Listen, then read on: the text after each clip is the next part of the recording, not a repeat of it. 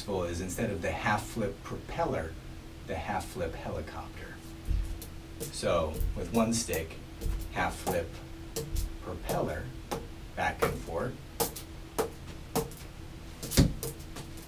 With one stick, the helicopter, you're hitting top, bottom, and you're hitting to the inside, to the outside, to the inside, to the outside. And that's pretty crucial to getting a lot of control in both hands.